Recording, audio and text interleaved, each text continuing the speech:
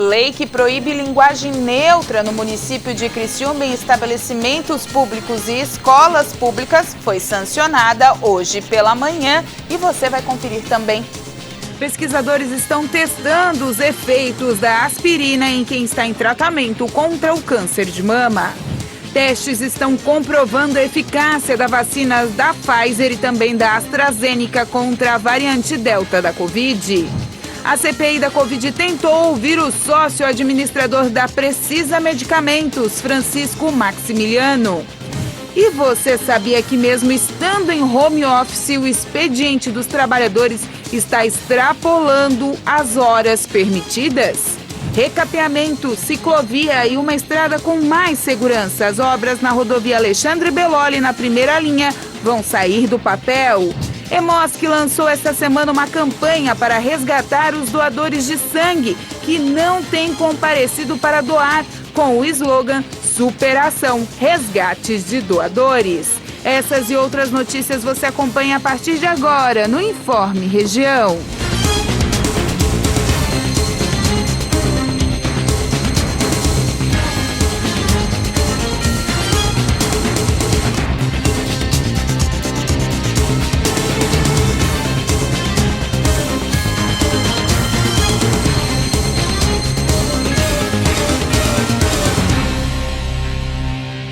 Olá, boa tarde. Hoje, sexta-feira, 20 de agosto de 2021.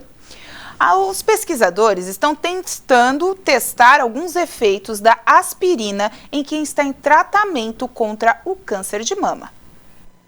Pesquisadores britânicos vão testar em pacientes pela primeira vez se a aspirina pode ajudar a combater o câncer de mama agressivo.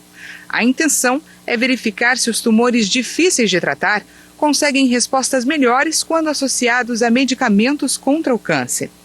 O teste clínico realizado em mulheres com câncer de mama triplo negativo está sendo conduzido por uma equipe da Fundação Christie, em Manchester, no Reino Unido. Os médicos suspeitam que as propriedades anti-inflamatórias da aspirina auxiliam no tratamento. Os estudos em animais já mostraram resultados encorajadores. Existem outras pesquisas em andamento que analisam se o uso da aspirina pode ajudar a prevenir alguns outros tipos de câncer e diminuir o risco de propagação da doença. Cerca de 8.000 mulheres são diagnosticadas com câncer de mama triplo negativo no Reino Unido a cada ano. Um tipo de câncer de mama menos comum, mas geralmente mais agressivo, que afeta mulheres mais jovens. E testes estão comprovando a eficácia das vacinas da Pfizer e da AstraZeneca contra a variante Delta da Covid-19. A vacina dos laboratórios Pfizer-BioNTech se mostrou mais eficaz na luta contra os casos relacionados à variante Delta do que a desenvolvida pela Oxford AstraZeneca. Mas essa eficácia desaparece mais rapidamente. Entre dezembro de 2020 e agosto de 2021, os cientistas da Universidade de Oxford examinaram amostras de quase 700.000 pessoas. A análise permitiu estabelecer que as pessoas que receberam as 2 doses da AstraZeneca estão protegidas contra a variante Delta do coronavírus em 67% um mês depois, 65% 2 meses depois e 61% 3 meses depois. Já uma pessoa que recebeu a segunda dose da Pfizer, após um mês, estava 90% mais protegida contra a variante Delta do que uma pessoa não vacinada. O percentual caiu para 85% 2 meses depois e para 78% 3 meses depois. E após 4 ou 5 meses, o nível de proteção oferecido pelas 2 vacinas é similar, segundo o estudo que ainda não passou por uma revisão. Para os pesquisadores, estes dados representam um retrocesso da eficácia da vacina da Pfizer. Já para o imunizante da AstraZeneca, as diferenças entre um mês e outro são mínimas. Isso significa que pode não existir nenhuma mudança em relação à proteção. Apesar da leve queda do nível de proteção, a eficácia global das 2 vacinas continua sendo muito elevada. E em São Paulo, quem escolheu a vacina teve que voltar para o final da fila, o mesmo que está acontecendo aqui em Criciúma. Só que agora lá, com todo o cronograma completo, eles vão poder se vacinar. Os chamados sommeliers de vacina, que se recusaram a tomar o imunizante por causa do fabricante, já podem voltar aos postos para receber a primeira dose da vacina contra a Covid-19. Segundo a Prefeitura de São Paulo, já foi concluído o cronograma de vacinação da população adulta na cidade. 2.167 moradores da capital estavam com o direito à vacinação temporariamente suspenso. Na ocasião, eles assinaram um termo pela recusa do imunizante. De acordo com a lei municipal, aquele retirado do programa de vacinação por causa da recusa do imunizante deve ser incluído novamente na programação após o término da vacinação dos demais grupos. É importante lembrar que na imunização, agora a pessoa continua sem poder escolher a marca da vacina. E a seguir, a rodovia Alexandre Belloli, em Criciúma, será revitalizada.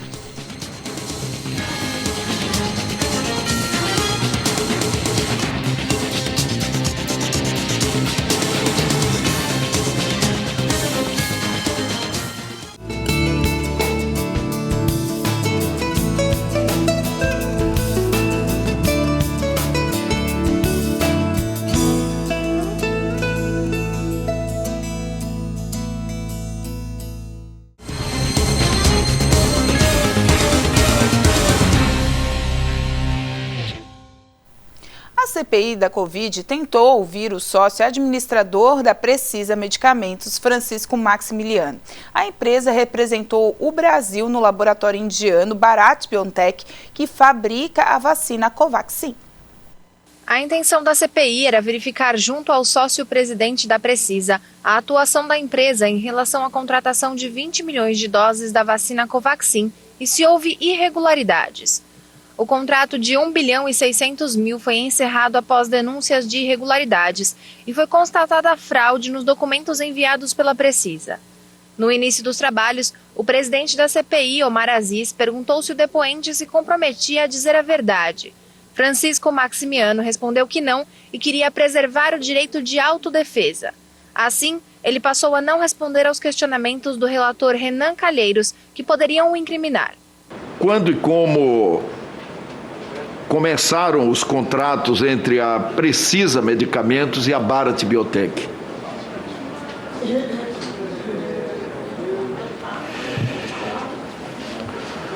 Ok. Senhor senador, os contratos começaram no final do primeiro semestre de 2020. Os contratos não, o relacionamento. O relacionamento e a negociação. Vossa Senhoria pode fazer, por favor, um relato cronológico detalhado de como foram as negociações iniciais com a Bharat BioNTech, chegando até, por favor, a assinatura do contrato com o Ministério da Saúde? Senhor senador, por favor, não entenda essa postura como uma afronta a essa CPI, mas eu vou exercer o direito do silêncio. E você sabia que mesmo estando em home office, o expediente dos trabalhadores está extrapolando muitas vezes o que é permitido em lei? Acompanhe a reportagem. O trabalho online não acaba nunca. É o que indica uma pesquisa realizada com 187 funcionários de 6 empresas da lista Fortune 500 que fizeram a transição para o expediente remoto em 2020. O estudo publicado neste mês na revista americana Harvard Business Review foi feito por 4 pesquisadores, incluindo um professor da Universidade Harvard e um PhD em ciência da computação. Os dados mostraram que, em uma medição conservadora, os executivos estão disponíveis para as chefias por mais de 8 horas diárias e que a jornada regular, das 9 da manhã às 5 da tarde, representa apenas 60% do esforço diário. Os trabalhadores ouvidos foram divididos em 22 equipes, com uma média de 10 membros cada. Em média, os times ficaram conectados a seus computadores por 45 minutos a cada hora. Durante o expediente, os membros das equipes geralmente trabalham juntos, com 50% a 70% dos colegas. Mas nas horas de folga ou após o horário regular, os colaboradores encontram apenas de 10% a 50% dos pares, o que significa que estão produzindo separados. A orientação dos pesquisadores para dividir a carga de responsabilidades, reduzir a jornada e atingir melhores resultados de produtividade visa estabelecer normas sobre horas de produção e sobreposição de turmas. É possível, segundo eles, determinar horários em que 50% ou mais dos times estejam online e atuando juntos. Ainda segundo a pesquisa, esses momentos servem para agendar processos de negócios que se beneficiam por ter uma maior sobreposição da equipe, com comunicados e tomadas de decisões que afetam todo o grupo. Sem esquecer também que há tarefas que podem ser melhor executadas individualmente. Recapeamento, ciclovia e uma estrada com mais segurança. Assim, a rodovia Alexandre Belloli, na primeira linha e em Criciúma, vai ficar. Hoje foi assinada a ordem de serviço para dar início às obras. Na manhã desta sexta-feira foi assinada a ordem de serviço que fará a revitalização de uma das vias mais utilizadas no município de Criciúma, a rodovia Alexandre Belloli, localizada na primeira linha. O processo licitatório já foi finalizado e a empresa CETEP será responsável pela obra. O projeto prevê trecho de 580 metros de extensão que será revitalizado com recursos próprios pelo governo de Criciúma e mais 994,29 metros passarão por melhorias com emenda parlamentar da deputada federal Giovânia de Sá. Essa questão da Alexandre Belloli já é um histórico antigo, acidentes, né? E nós vamos ter ali uma rodovia que vai ser totalmente revitalizada. São mais de 3 milhões de reais, onde 2 milhões de reais são de recursos meus, né? A gente ouviu a comunidade, aos moradores, mas também a gente dá prioridade às vidas. O que nós não queremos perder, né? São as pessoas. É elas que nós temos que proteger. E por isso é que nós entramos com esse pedido no governo federal, através das nossas emendas, e foi aceito, e agora nós vamos estar aí, se Deus quiser, hoje, dando a ordem de serviço e iniciando essa obra tão importante, não só para aquela região, mas é para toda a nossa Criciúma e todos que fazem uso da rodovia, porque ela faz uma ligação muito importante da via rápida com o próprio local da universidade, da SATIC. Então, com certeza, vai ser uma das obras importantíssimas da cidade de Criciúma. No local serão investidos quase 2,5 milhões de reais, com recapeamento asfáltico, ciclovia e toda a infraestrutura que o local precisa. O Centro de Hematologia e Hemoterapia de Santa Catarina, o HEMOSC, lançou essa semana uma campanha para resgatar os doadores de sangue que não têm comparecido para doar. Com o slogan Superação, Resgate de Doadores, a campanha abrange todas as unidades da rede no estado para estimular a doação e normalização dos estoques. Simone é doadora de sangue assídua. Há 4 anos, ela comparece no HEMOSC em Florianópolis. Mas a história dela com esse ato é bem mais antiga. A lembrança chega a emocionar a funcionária pública, que não segura nem as lágrimas. É um ato de amor. Minha mãe, há muitos anos atrás, precisou de uma cirurgia, eu me emociono, de 7 bolsas de sangue e salvou a vida dela. Se ela não tivesse tomado as bolsas de sangue, ela teria falecido. E eu tive ela por muitos anos. Todos os dias, cerca de 400 pessoas como Simone passam pelo HEMOSC para doar sangue. Mesmo assim, houve uma redução entre 10% e 15% por causa da pandemia do novo coronavírus. Com estoque de algumas tipagens em baixa, o Hemocentro lançou uma campanha estadual, Superação, Resgate de Doadores. Com o tema, o pedido é que doadores já cadastrados voltem e os novos agendem também pelo site as doações. Essa campanha é toda voltada para tipagens A positiva e negativa e O positiva e negativa, que são as tipagens que a gente tem tido uma maior defasagem desde o início da pandemia, né? O Hemocentro também disponibiliza o estoque atualizado na internet. A ideia é que a população acompanhe os tipos que mais precisam no momento. Mas isso não quer dizer que os outros tipos também não sejam necessários e importantes. Também salvam vidas. Dúvidas que surgiram durante a pandemia por parte de doadores é relacionado a quem foi contaminado pelo novo coronavírus. A orientação do HEMOSC é que sejam esperados 30 dias após a recuperação total. Também para vacinados, a orientação é que quem tomou a Coronavac espere pelo menos 2 dias e no mínimo 7 dias para quem foi imunizado com as outras marcas. As regras para a doação são padrões. Ter entre 16 e 69 anos, menores devem estar acompanhados dos responsáveis legais. Pesar mais de 50 quilos. Doadores terão intervalos de 90 dias para mulheres e 60 dias para homens. E o governo federal aderiu ao Pacto Nacional pela Primeira Infância. De Brasília, Jaqueline Fonseca tem as informações. A adesão do governo federal ao Pacto Nacional pela Primeira Infância foi anunciada pelo ministro da Economia, Paulo Guedes, em um seminário virtual realizado pelo Conselho Nacional de Justiça nesta quinta-feira. O objetivo da ação é reduzir a vulnerabilidade social e garantir os direitos das crianças de 0 a 6 anos de idade. O ministro da Economia disse que é preciso compromisso com as gerações futuras e destacou ações práticas, entre elas a inclusão da proteção à primeira infância como prioridade no Plano Plurianual, o PPA, de 2020 a 2023. No fundo, estamos aderindo, através desse nosso pacto, a esse compromisso que todos temos que ter, acima dos partidos, acima de direita, de esquerda, acima de qualquer acordo ou desavença entre contemporâneos. O que não pode haver é justamente não aderirmos a esse pacto com o futuro do país, o amanhã, que é a primeira infância. Os jovens formam os sistemas neurais, o desenvolvimento do cérebro, o desenvolvimento afetivo, o desenvolvimento social, a formação para a cidadania, mais cedo ou mais tarde, vai depender de todo esse afeto e toda essa proteção que o jovem tenha recebido hoje. E é tradição da literatura econômica mais avançada, com vários prêmios Nobel, em semelhançamente desse tema, que é o tema de que são os investimentos mais rentáveis que uma sociedade possa fazer, são exatamente os investimentos de 0 a 6 anos, levando justamente todo esse melhor ambiente cognitivo, esse melhor ambiente social, de afeto, de proteção, nesses primeiros 6 anos, que é a formação do indivíduo.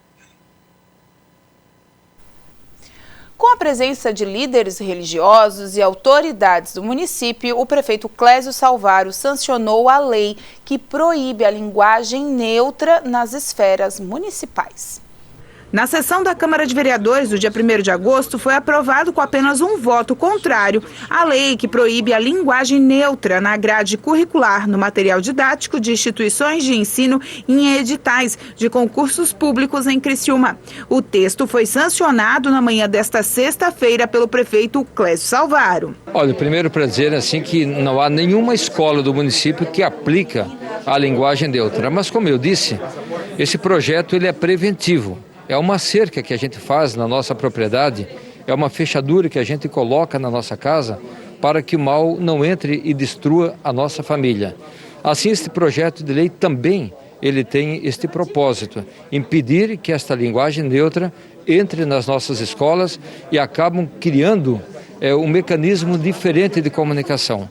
Nós defendemos a inclusão dos surdos, dos mudos, a gente procura fazer essa inclusão, mas ideologia de gênero, linguagem neutra e coisa desses tipos, cada um pode seguir a sua vida, mas a escola não será um instrumento para instruir esse caminho. Cada um tem a sua liberdade, jamais a escola como ferramenta para mostrar qual caminho um menino ou uma menina tem que tomar. Nas escolas do município é assim, menino é menino e menina é menina, pronto e ponto. O autor da lei, o vereador do Avante, Obadias Benones, reiterou a importância da sanção e a blindagem que a lei faz perante as ações da educação no município. A gente fica muito feliz por essa situação. Hoje o prefeito sancionou a lei, se tornando lei agora, né? Aquilo que era projeto vai ser aplicado agora no nosso município. Eu até peguei uma fala do prefeito que eu também tenho defendido isso, né? Você não tem nenhum tipo de caso ainda de denúncia aqui de ocorrência aqui no nosso município, mas a lei ela vem para proteger, para blindar. Nós vamos criar um cercado para que esse tipo de linguagem não venha ferir os estudos, os ensinos e conturbar ainda mais a questão dos nossos jovens, das nossas crianças lá no colégio, na escola. A seguir, torcedores felizes com a volta aos estádios.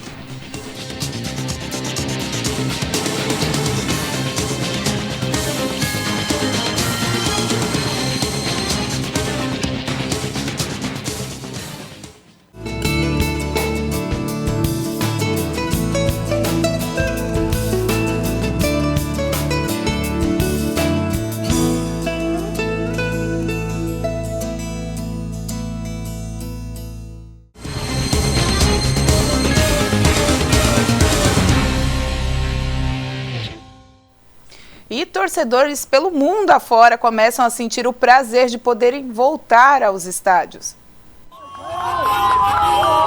O público do futebol compareceu ao estádio uruguaio de Montevidéu após quase um ano e meio afastados devido à pandemia da Covid-19. Com contágios praticamente controlados graças às campanhas de vacinação, os torcedores comemoraram a classificação do Peñarol para as semifinais da Copa Sul-Americana em duelo disputado na quarta-feira. Impecável, é um sentimento indescritível e foi obviamente uma surpresa, não sabíamos se iria acontecer, é como nascer de novo. É uma alegria e uma satisfação voltar aos estádios com as pessoas, os gritos e a animação. O Uruguai imunizou 73% da população com pelo menos uma dose da vacina anti-Covid, enquanto 67% das pessoas foram totalmente vacinadas. Desde junho, o país sul-americano viu cair drasticamente o número de infecções, mortes e hospitalizações.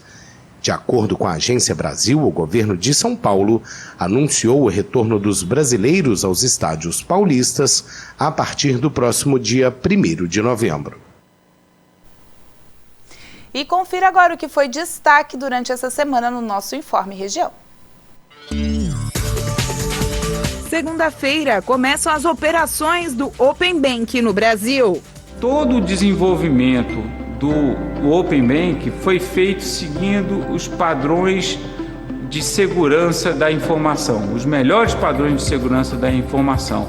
As instituições financeiras ficaram responsáveis de desenvolver todos esses aplicativos, todas essas APIs, e todo o processo foi supervisionado, acompanhado de perto pelo Banco Central do Brasil. Mais de 110 milhões de vacinas contra a Covid-19 já foram aplicadas no Brasil. De acordo com a pasta, 157.673.092 doses foram aplicadas e mais de 47 milhões de pessoas já completaram o esquema vacinal. Uma prévia da reforma do imposto de renda foi entregue para análise da Câmara dos Deputados. O Brasil todo quer reforma tributária, mas na hora que chega a discussão, a reforma tributária boa é a do vizinho. Coisa mais fácil do mundo é fazer conta. Agora conta com lógica. Não existe uma conta que tenha um lucro de 6 bi num papel e um prejuízo de 14 ou 16 no outro. Não vai se chegar a um consenso nunca com relação à conta quando não se ter boa vontade de sentar e fazer a coisa com mediação. Profissionais da área de tecnologia da informação ganham cada vez mais espaço no mercado de trabalho. Desde o início da pandemia de Covid, a área de tecnologia já estava aquecida devido à aceleração da digitalização nas empresas. Neste ano, ficou ainda mais, com as empresas mudando a forma de contratação e até mesmo os requisitos para facilitar a contratação de um profissional. Quarta-feira, Instituto Butantan procura voluntários para testar a Butanvac. Os voluntários são para os testes de fase 1 da Butanvac, a vacina brasileira contra a Covid, desenvolvida pelo Instituto Butantan. Com o avanço da campanha de imunização em Ribeirão Preto, que já vacina jovens de 18 anos, foi necessário buscar alternativas em outros municípios, já que os voluntários não podem obrigatoriamente ter sido vacinados ou infectados pela doença. Dia de reabertura no comércio de São Paulo, sem restrições para lotação. Assim, independente no caso de toda a normalização que o governo passou a partir de hoje, nós vamos manter o protocolo, até porque o protocolo é excelente. É uma segurança para quem está chegando, que é o nossos clientes, e o nosso colaborador que estão aqui aguardando a chegada desse cliente. Então, acho que é bom para ambos lados. Quinta-feira, a OMS critica países que querem aplicar a terceira dose da vacina contra a Covid-19 na sua população. Eu peço por uma moratória temporária do reforço vacinal para ajudar a transferir o fornecimento de imunizantes para aqueles países que nem mesmo foram capazes de vacinar seus profissionais de saúde e comunidades em risco, e que agora voltam a enfrentar grandes surtos. A Abadeus está com ingressos à venda para sua 13ª Paella Beneficente. O evento acontece a partir das 11 horas, no dia 25, em formato drive-thru, no estádio do nosso majestoso Criciúma Esporte Clube, né? O combo ele custa apenas R$40, um valor muito acessível, né? E no combo vem uma paeja, uma marmita de paeja, né? Com carnes brancas, a paeja são de carnes brancas, uma marmita de salada, mais um bolo de pote e um refrigerante. É isso aí, para fechar o nosso Informe Região, lembrando que o Criciúma joga contra o Oeste no próximo domingo, às 11 horas da manhã, pela Série C do Campeonato Brasileiro. E com essa informação, a gente encerra o Informe Região desta sexta-feira. A vocês todos, né, claro, podem seguir as nossas informações e também ter informações dos nossos vídeos através do @TV Primavera no Instagram, no Facebook e no nosso canal do YouTube. Um bom final de semana e uma boa noite para você. Até segunda.